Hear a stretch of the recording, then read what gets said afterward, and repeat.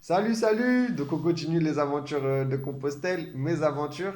Là, je vais vous parler d'une étape un peu particulière, c'est celle des Pyrénées. Particulière parce que en fait, c'est une étape centrale pour moi dans mon chemin et parce que j'ai affronté des choses, enfin voilà, il y a des choses que je vais vous raconter, pardon, qui sont assez personnelles et assez intimes. J'ai hésité avant de le faire, je ne vous cache pas, mais je me dis, je ne peux pas raconter les aventures de Compostelle sans parler de cette étape entièrement. Ok, donc bon, bah voilà, bref. Et je sais pas si je l'ai dit dans une autre vidéo, je sais plus. euh, J'avais un cycle de 3 jours sur la partie du chemin en France. J'avais un cycle de 3 jours, enfin, je veux dire, une difficulté est égale à 3 jours en gros. Tous les 3 jours, j'avais une nouvelle difficulté. euh, et en gros, c'est ça. Une ou plusieurs, des fois, ça dépendait, mais voilà. Chacune avec leur degré d'importance. Dis- Voilà, il y en a c'était plus dur, d'autres moins dur, peu importe. Mais tous les 3 jours, j'avais une nouvelle difficulté. Bien évidemment, ça a supposé aussi que j'ai réglé la difficulté d'avant. Donc voilà. Et là, les Pyrénées, pour le coup, la difficulté, elle a été, je dirais oui, personnelle, mais c'est pas le mot en fait.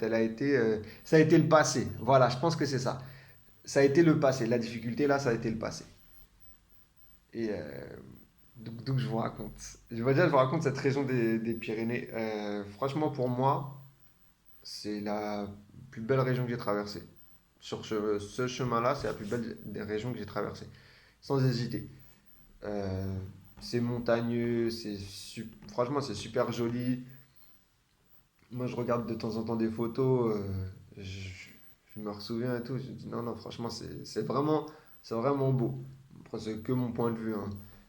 Et, euh, Et cette région, elle est particulière aussi parce que quand on arrive dans les Pyrénées, on sent qu'on arrive dans les Pyrénées. On sent qu'on est dans les Pyrénées. Il y a une atmosphère différente, une perception.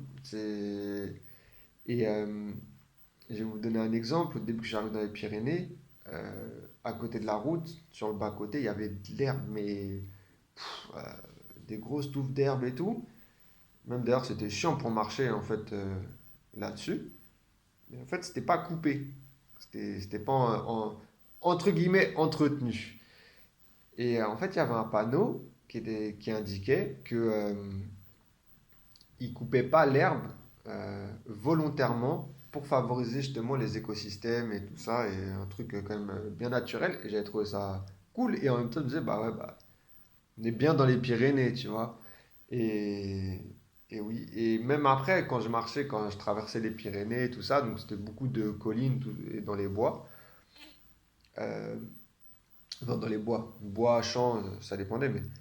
Et c'est vrai que quand je traversais, je me disais, on sent qu'on est dans les Pyrénées. En fait, il y avait un truc dans l'atmosphère. Je sais pas si ça vous l'a déjà fait dans une région, mais là, c'était très parlant où on sentait que, ouais, un truc rugueux. Ah, pour faire partie de cette région, il fallait avoir de la poigne, tu sais, je sais pas, un truc comme ça, tu vois, un truc, tu vois, tu vois.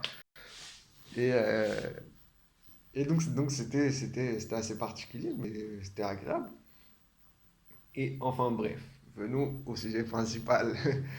Du coup, moi, ma difficulté, j'ai dit que c'était le passé à ce moment-là. Et en fait, ce qui s'est passé, c'est que il y a, bon, il y a 9 ans maintenant, mais à l'époque, quand je faisais Compostelle, c'était à 7 ans en arrière. Donc 7 ans avant que je fasse Compostelle. J'avais rencontré une personne, donc relation amoureuse en fait, où ça s'est pas vraiment terminé, hein. C'est une relation qui s'est jamais vraiment terminée, parce que la personne, elle a un peu disparu du jour au lendemain. Puis un an plus tard, elle a refait surface. Puis elle a redisparu. Puis après, elle a refait surface, je sais plus, 2 ans ou 3 ans après. Enfin, un truc comme ça. Et, euh, et toujours, elle apparaissait quand elle avait envie d'apparaître. Puis quand elle voulait disparaître, elle disparaissait en fait. Euh, je la voyais pas forcément, mais des fois, c'était des contacts par mail ou des trucs comme ça. Et moi, je pensais que cette histoire était réglée. Et en fait, euh, tout au long de cette année, mes relations amoureuses, je vais pas dire que c'était un désastre, c'est pas ce mot, mais il y avait toujours un truc qui freinait. Sans savoir quoi, mais il y avait toujours un truc qui freinait. Et, et l'histoire avec l'autre personne, je pensais que c'était réglé. Moi, je pensais que c'était réglé, donc je faisais pas attention à ça.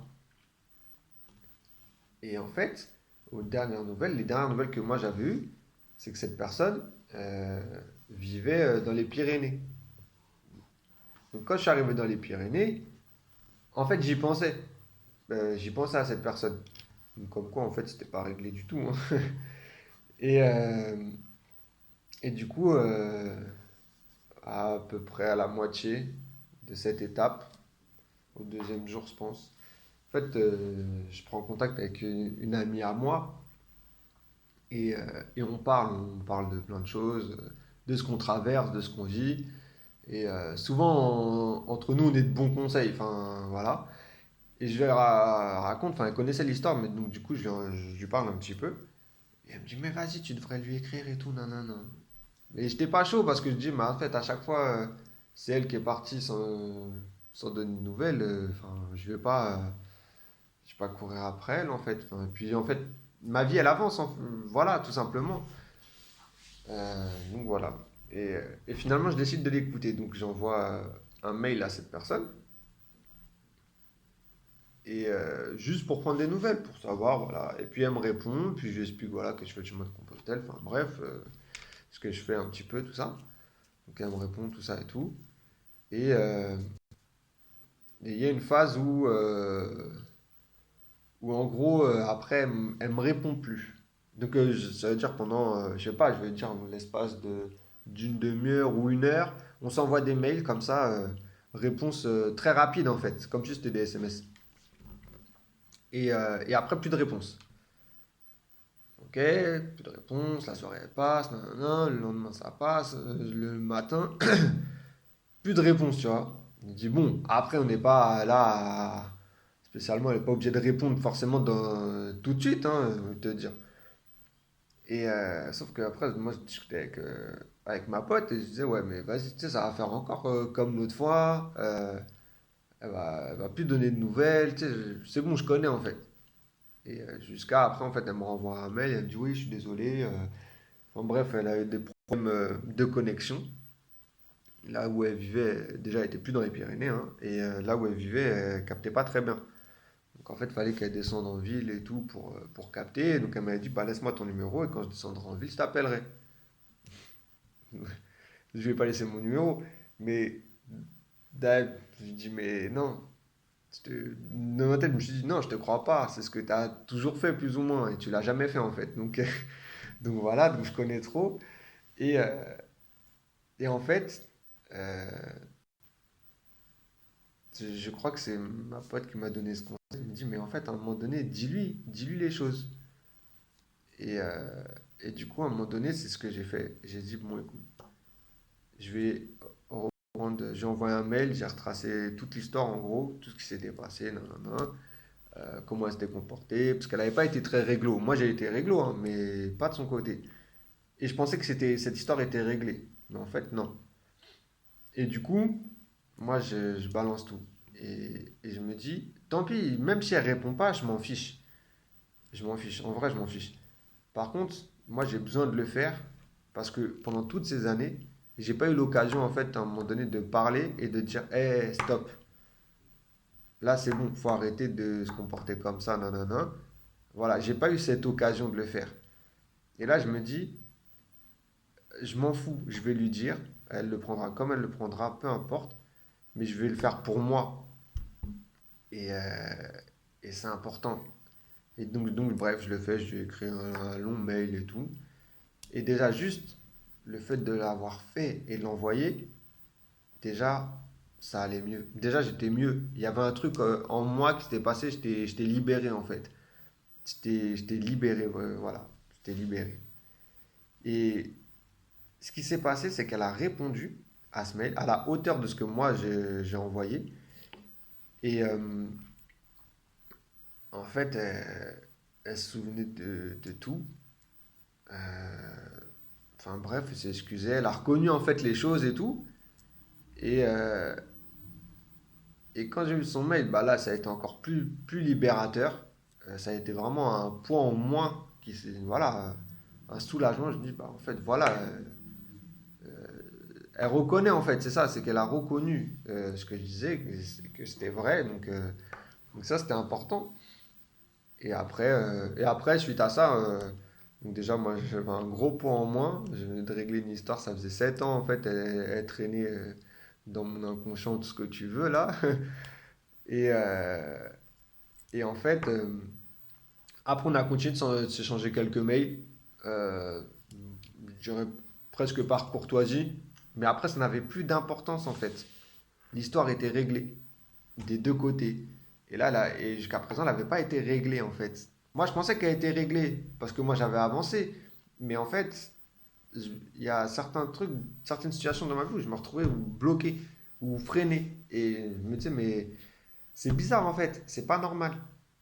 Et c'est pas normal parce que cette histoire, elle n'était pas réglée. Parce qu'il n'y avait jamais eu symboliquement, entre guillemets, de fin. Symboliquement. Et c'est important. Et ceux qui gère un petit peu en psychologie, vous savez très bien, la symbolique, c'est important. Et enfin bref, et du coup, voilà, si j'ai un conseil là à vous donner, c'est que les relations qu'on a avec les autres, amoureuses ou pas amoureuses, elles nous impactent, dans tous les cas. À un moment donné, quand il y a quelqu'un qui vous fait quelque chose, euh, faut, faut pas trop laisser traîner. S'il y a quelque chose que vous avez mal vécu, il faut le dire. Parce que si vous laissez traîner, vous laissez traîner, en fait, ça a des impacts et on ne s'en rend même pas compte. Donc, je vous encourage à parler, que je ne vous dis pas d'être agressif, de, je dis juste parler. Allez-y, parlez, exprimez-vous, dites à un moment donné, non, là, je peux pas, tu peux pas te comporter comme ça, non, non, non, enfin bref. Mais dites-le, c'est important. C'est important. Et du coup, pour, euh, pour un peu finir sur cette histoire, il y a du coup 7 ans avant enfin je sais plus, mais avant que je fasse le chemin de Compostelle, en gros, une fois j'avais eu un signe, euh, longtemps avant, bien avant, où comme quoi, en gros, euh, je la reverrai, enfin pas je la reverrai, mais je sais pas comment dire. Ouais, je vais dire je la reverrai. Non, pas, non, pardon, je bégaye un peu. Euh, qu'elle était sur Pau Orthez. Il faut savoir qu'Orthez, c'est une des villes euh, qui est dans les Pyrénées, justement. Et Pau, c'est une ville qui est pas très loin. Et au basket, Pau Orthez, c'est un club, en fait. C'est un club de Pro B, je crois. Et, euh, et du coup, j'avais ce truc de elle vivait là-bas. Donc, effectivement, peut-être qu'elle y a vécu, j'en sais rien. Mais elle y vivait plus quand moi je suis passé. Par contre, Orthez, là, donc ce truc-là de Pau Orthez, c'est l'endroit euh, où j'ai repris contact avec elle.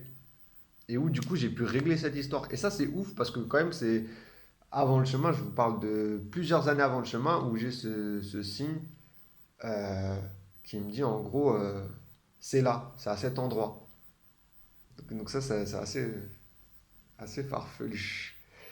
Et enfin bref, et je voulais la raconter quand même cette étape parce que elle est centrale pour ce qui se passe après. Dans mon chemin, moi, dans tout. Et, euh, et du coup, vous allez voir aussi, il y a d'autres choses qui vont changer, mais je vous raconterai dans une autre.